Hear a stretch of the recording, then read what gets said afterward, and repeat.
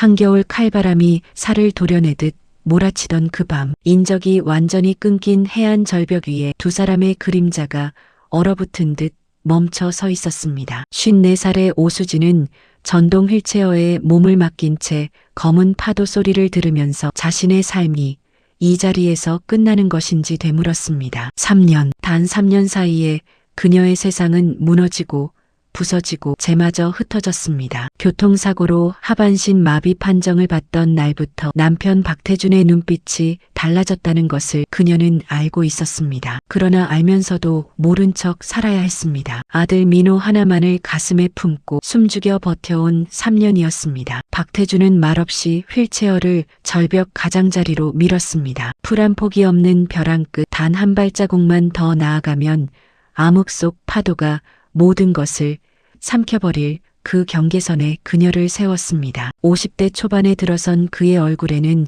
오랫동안 숨겨왔던 냉혹함이 마침내 베일을 걷어내고 드러났습니다. 그는 아내의 귀에 입술을 바짝 갖다 대며 마치 사랑의 미러를 속삭이듯 저주를 내뱉었습니다. 수진아, 넌 죽어서도 내 돈의 노예로 살아. 보험금은 나랑 슬기가 아주 화끈하게 써줄게. 잘 가. 내 지긋지긋한 짐덩어리. 그 말을 끝으로 태주는 차갑게 몸을 돌렸습니다. 자갈 밟는 발소리가 멀어지고 이내 차 문 닫히는 소리가 절벽의 침묵을 갈랐습니다. 파도 소리만이 남았습니다. 그러나 그 순간 추락 직전의 휠체어에서 무언가가 꿈틀댔습니다. 오수진의 두 손이 바퀴를 단단히 움켜쥐었습니다. 그리고 천천히, 그러나 누구도 막을 수 없는 힘으로 그녀는 두 발을 땅에 딛고 일어섰습니다. 3년이었습니다. 남편의 불륜을 눈치챈 그날 밤부터 그녀는 모든 것을 알면서도 모르는 척, 움직일 수 있으면서도 움직이지 못하는 척 연기해왔습니다. 하반신 마비는 거짓이었습니다. 아니,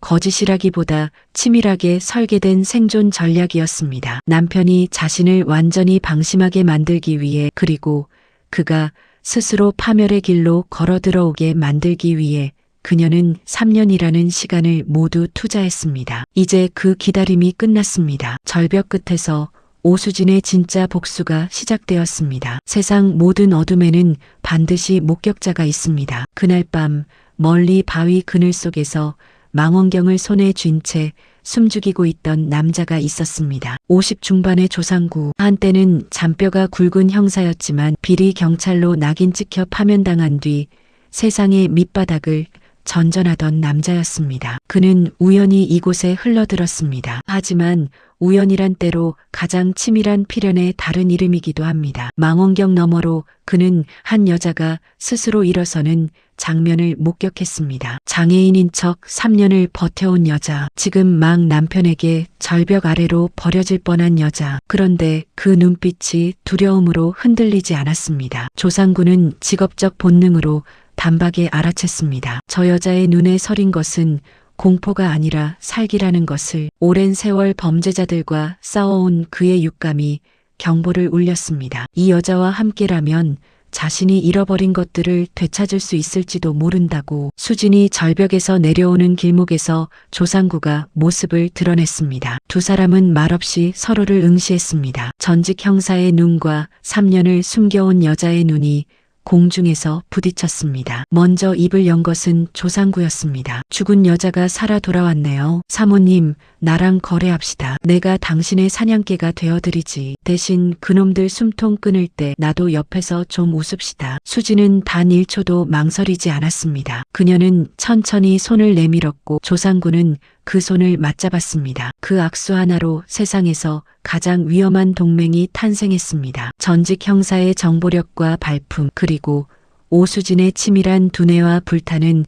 복수심이 하나로 합쳐진 순간이었습니다. 박태준은 자신이 버린 여자가 지금 이 순간 자신의 파멸을 설계하고 있다는 사실을 꿈에도 알지 못했습니다. 그날 밤 이후 두 사람은 조용하고 빠르게 움직였습니다. 조상구는 태준의 회사 비자금 흐름을 추적했고 내연녀 한슬기의 과거를 파헤쳤습니다. 수지는 3년간 아무도 모르게 수집해둔 증거들을 꺼내 하나씩 정리했습니다. 두 사람은 서두르지 않았습니다. 복수는 날 것의 분노로 휘두르는 것이 아니라 가장 차갑고 정확한 칼날로 찌르는 것임을 그들은 알고 있었습니다. 수진의 복수는 직선이 아니라 미로였습니다. 그녀는 절대로 정면에서 부딪히지 않았습니다. 대신 그녀가 선택한 무기는 바로 의심, 그 중에서도 가장 독한 종류인 가장 가까운 사람에 대한 의심이었습니다. 박태준과 한슬기, 두 사람은 서로를 가장 필요로 하는 공범이었지만 동시에 언제든 서로를 팔아넘길 수 있는 가장 위험한 파트너이기도 했습니다. 수지는 그 균열을 찾아냈고 거기에 독을 흘려넣기 시작했습니다. 첫 번째 공작은 박태준의 금고였습니다. 조상구의 손을 빌려 태준의 개인 금고 속에 슬기의 지문이 정확하게 묻은 가짜 메모를 심어두었습니다. 내용인즉슨 슬기가 태준 몰래 비자금 계좌를 빼돌리고 있다는 암호화된 숫자 목록이었습니다. 두 번째 공작은 한슬기에게로 향했습니다. 태준이 전혀 모르는 다른 여자와 호텔 로비에서 미래를 즐기는 정교하게 합성된 사진이 슬기의 손에 들어갔습니다. 결과는 폭발적이었습니다. 슬기가 먼저 무너졌습니다. 그녀는 태준에게 전화를 걸어 악을 썼습니다. 박태준, 너 나 몰래 비자금 빼돌렸지? 뒤통수 치는 거야. 지금 내가 얼마나 많은 걸 걸었는데. 태준은 당연히 이해할 수 없었습니다. 자신은 그런 일을 한 적이 없으니까요. 그러나 슬기의 확신에 찬 분노를 보며 역으로 의심이 치솟았습니다. 그는 자신의 금고를 열었고 그 메모를 발견했습니다. 순식간에 두 사람의 관계는 신뢰에서 공포로, 사랑에서 적대로 뒤집어졌습니다. 뭐, 내가 내 뒤통수를 치고 감히 누굴 의심해? 너 설마 수진이 시체라도 빼돌린 건 아니지? 완벽했던 공범 관계가 불과 며칠 만에 서로가 서로를 죽여야만 살 수 있다는 공포의 소용돌이로 변했습니다. 두 사람은 상대방의 일거수일투족을 감시하기 시작했고 잠을 이루지 못하며 서로에게 전화를 걸어 위협했습니다. 수지는 그 모든 과정을 조상구의 보고를 통해 조용히 지켜보며 계획의 다음 단계를 준비했습니다. 악마들은 지금 서로를 갉아먹고 있었습니다. 그것도 아주 맛있게. 궁지에 몰린 짐승은 반드시 발악합니다. 한슬기도 그랬습니다. 50살을 바라보는 나이에 처음으로 제 발로 나락을 향해 걸어 들어가면서도 그녀는 멈출 수가 없었습니다. 태준과의 관계가 금이 가고 비자금의 실체가 조금씩 드러나면서 그녀의 심리는 이미 한계를 넘어서고 있었습니다. 더 이상 물러설 곳이 없다는 것을 본능적으로 느낀 슬기는 가장 잔인한 방법을 선택했습니다. 오수진의 단 하나뿐인 약점, 아들 민호를 건드리는 것이었습니다. 민호는 어릴 때부터 천식을 알아왔습니다. 갑작스러운 환경 변화나 극심한 스트레스는 발작을 일으킬 수 있었습니다. 슬기는 그것을 알고 있었습니다. 그녀는 방과 후 혼자 집으로 걸어오던 민호를 납치했습니다. 창고처럼 쓰이던 항구 근처 컨테이너 안에 아이를 가두고 입을 테이프로 막은 채 흡입기를 흔들며 전화기를 들었습니다. 오수진, 내 아들 숨 넘어가는 소리 듣고 싶으면 나와. 아니면 이 아이는 오늘 밤 바다 밑바닥 구경을 하게 될 테니까. 수진의 전화기 너머로 민호의 거친 숨소리가 들려왔습니다. 헐떡이는 숨, 울음을 참는 낮은 신음. 그 소리가 전화기 스피커를 타고 퍼져나오는 순간 수진의 눈이 달라졌습니다. 분노도 공포도 아닌 무언가. 인간이 한계 너머로 밀려날 때 비로소 깨어나는 차갑고 절대적인 의지가 그녀의 전신을 채웠습니다. 수지는 전화를 끊지 않았습니다. 대신 조상구에게 문자 한 통을 보냈습니다. 그리고 천천히 몸을 일으켰습니다. 3년간 숨겨온 걸음으로 3년간 갈아온 칼날을 품에 안고 그녀는 항구를 향해 걸음을 내딛었습니다. 한슬기는 함정을 팠다고 생각했겠지만 실은 스스로 함정 속으로 걸어 들어온 것이었습니다. 수진이 그 함정을 설계했으니까요. 조상구는 이미 그 컨테이너 단지를 파악하고 있었습니다. 슬기가 민호를 납치하던 시각 조상구의 팀원들은 이미 주변을 에워싸기 시작했습니다. 수진이 직접 컨테이너로 걸어가는 동안 취임식장에서는 다른 공작이 동시다발로 실행되고 있었습니다. 복수는 언제나 두 개의 칼날로 동시에 찌를 때 가장 완벽합니다. 박태준의 회장 취임식. 수백 명의 하객들이 운집한 5성급 호텔 연회장은 화려한 조명과 꽃향기로 가득했습니다. 세상 모든 것이 자신의 것이 되었다는 착각 속에서 태준은 연단에 올라 마이크 앞에 섰습니다. 50대 중반, 그의 인생에서 가장 빛나야 할 순간이었습니다. 그러나 그 찬란함은 단 몇 초밖에 지속되지 못했습니다. 연회장의 조명이 일제히 꺼졌습니다. 하객들 사이에서 술렁임이 일었습니다. 그리고 무대 뒤편에 대형 스크린이 켜졌습니다. 화면에는 두 개의 영상이 나란히 흘러나오기 시작했습니다. 하나는 칼바람 부는 해안 절벽에서 박태준이 휠체어에 탄 아내를 벼랑 끝으로 밀고 돌아서는 장면이었습니다. 선명하고 잔인하고 부정할 여지가 없었습니다. 다른 하나는 컨테이너 안에서 한슬기가 민호를 위협하는 실시간 중계였습니다. 숨을 헐떡이는 아이의 얼굴이 대형 스크린에 가득 찼습니다. 연회장이 얼어붙었습니다. 수백 명의 하객들이 일제히 숨을 멈췄습니다. 그 침묵 속에서 문이 열리고 한 여자가 걸어 들어왔습니다. 핏빛 정장을 입은 오수진이었습니다. 3년 만에 세상의 모습을 드러낸 그녀는 죽은 자가 살아 돌아온 것처럼, 아니 그보다 훨씬 더 강렬한 존재감으로 그 공간을 가득 채웠습니다. 그녀의 시선이 연단 위에 태준에게 닿는 순간 태준의 얼굴에서 핏기가 걷혔습니다. 박태준, 한슬기, 오늘 이 자리는 당신들의 취임식이 아니야. 당신들의 장례식이야. 태준은 실성한 듯 웃음을 터뜨리며 도망치려 했습니다. 그러나 그 자리에는 조상구가 있었습니다. 조상구의 묵직한 주먹이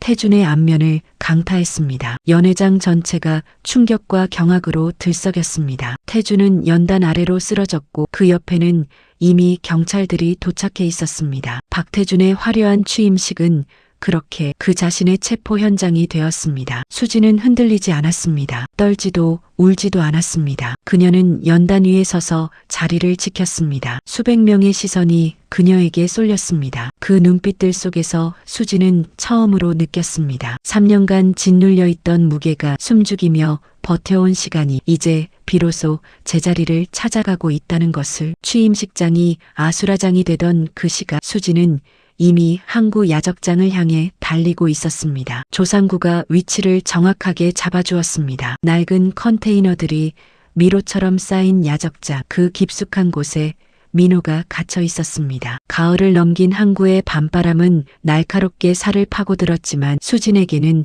아무것도 느껴지지 않았습니다. 오직 민호의 목소리만이 그녀의 전신을 이끌었습니다. 컨테이너 문이 열렸습니다. 슬기는 이미 기다리고 있었습니다. 그녀의 손에는 칼이 들려 있었습니다. 궁지에 몰린 짐승의 눈빛이었습니다. 슬기는 망설임 없이 달려들었고 칼날이 수진의 왼쪽 어깨를 깊게 뱄습니다. 따뜻한 피가 옷을 적셨습니다. 그러나 수진은 뒤로 물러서지 않았습니다. 오히려 한 걸음 더 나아갔습니다. 내 아이 건드린 데가 죽음보다 더 고통스럽게 치르게 해줄게. 수지는 맨손으로 칼날을 움켜쥐었습니다. 손바닥을 가르는 통증이 밀려왔지만 그녀는 손을 놓지 않았습니다. 어머니의 힘이란 그런 것입니다. 이성을 초월하고 고통을 초월하고 때로는 인간의 한계마저 초월하게 만드는 것. 수지는 슬기의 손목을 비틀었고 칼이 바닥에 떨어지는 소리가 컨테이너 안을 울렸습니다. 슬기가 쓰러지며 울부짖었습니다. 두 사람의 사투가 끝나는 데는 채 1분이 걸리지 않았습니다. 수진이 일어섰습니다. 피가 뚝뚝 떨어지는 손으로 그녀는 컨테이너 구석에 웅크려 있던 민호를 향해 걸어갔습니다. 민호가 어머니를 보자마자 울음을 터뜨렸습니다. 수지는 아이를 품에 꼭 껴안았습니다. 아무 말도 하지 않았습니다. 그냥 안았습니다. 3년의 서름이, 3년의 외로움이, 3년의 무게가 그 포옹 속에서 터져나왔습니다. 조상구가 도착해 슬기를 제압하고 경찰에 넘겼습니다. 구급대원들이 수진의 손과 어깨를 처치했습니다. 민호는 어머니의 품에서 한 발짝도 떠나려 하지 않았습니다. 항구의 밤은 깊었지만 그 어느 때보다 따뜻했습니다. 수지는 아들의 머리를 쓰다듬으며 생각했습니다. 이제 거의 다 왔다고, 마지막 한 걸음만 남았다고. 법정은 차가웠습니다. 박태준과 한슬기는 같은 피고인석에 나란히 앉았지만 두 사람은 단 한 번도 서로를 바라보지 않았습니다. 한때는 서로의 손을 잡고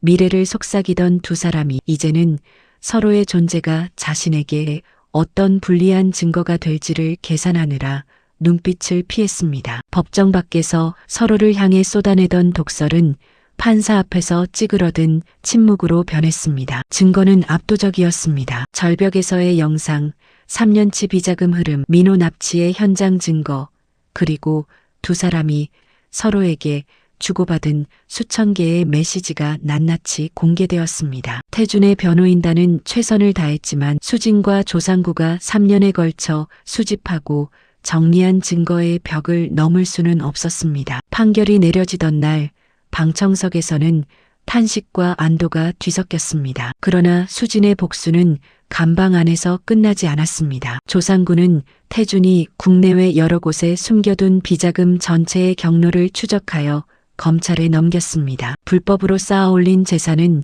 전액 환수되어 사회에 환원되었습니다. 평생을 일궈온 기업은 손에서 빠져나갔고 이름은 세상에 지워졌습니다. 태준에게 남은 것은 빈 독방과 스스로 만들어낸 지옥뿐이었습니다. 감방 안의 두 사람은 서서히 무너졌습니다. 다른 죄수들조차 그들을 멸시했습니다. 돈도 권력도 서로에 대한 신뢰도 모두 사라진 자리에 남은 것은 자신들이 한 짓에 대한 기억뿐이었습니다. 태준은 독방벽을 손톱으로 긁으며 헛것을 보기 시작했습니다. 수진아, 내가 잘못했어. 제발 살려줘. 그러나 수진은 그 독방에 없었습니다. 그녀는 이미 전혀 다른 곳에 있었습니다. 미련도 연민도 없이 완전히 다른 삶을 살기 시작하고 있었습니다. 박태준의 파멸은 완성되었습니다. 재산도 명예도 정신도 모두 남김없이 봄이 왔습니다. 모든 악연이 타버린 제 위로 새순이 돋아났습니다. 오수진은 그날 이후 처음으로 선글라스를 쓰지 않고 밖을 걸었습니다. 3년간 자신의 눈빛을 숨기기 위해 쓰던 선글라스가 이제는 필요 없었습니다. 숨겨야 할 것도 두려워해야 할 것도 없었으니까요. 밝은 봄 햇살이 그녀의 얼굴을 가득 채웠습니다. 민호는 어머니의 손을 꼭 잡고 걸었습니다. 두 사람은 절벽이 아니라 진달래가 흐드러지게 핀 언덕 위에 서 있었습니다. 같은 바다였지만 전혀 다른 풍경이었습니다. 수지는 파도 소리를 들으며 생각했습니다. 그날 그 절벽에서 자신이 일어선 것이 끝이 아니라 시작이었다고. 그 한 걸음이 오늘 이 언덕으로 이어졌다고. 조상구는 멀리서 두 사람을 바라보았습니다. 그는 끝내 가까이 다가오지 않았습니다. 그저 담배 한 개비를 입에 물고 봄바람 속에서 두 사람을 향해 짧게 경례를 올렸습니다. 그것으로 충분했습니다. 누군가의 삶을 지켜낸다는 것, 그 한 가지 일을 제대로 해냈다는 것. 파면당한 전직 형사가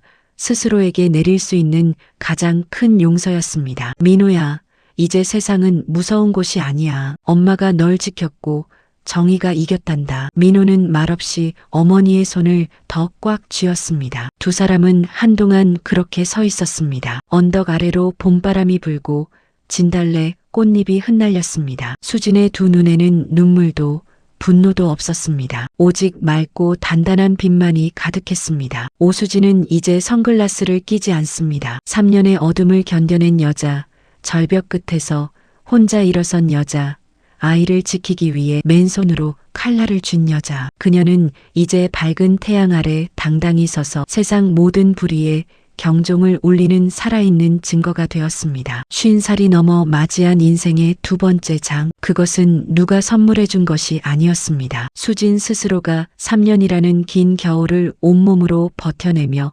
피워낸 꽃이었습니다. 그녀의 인생 이막은 이제부터 진짜 시작입니다.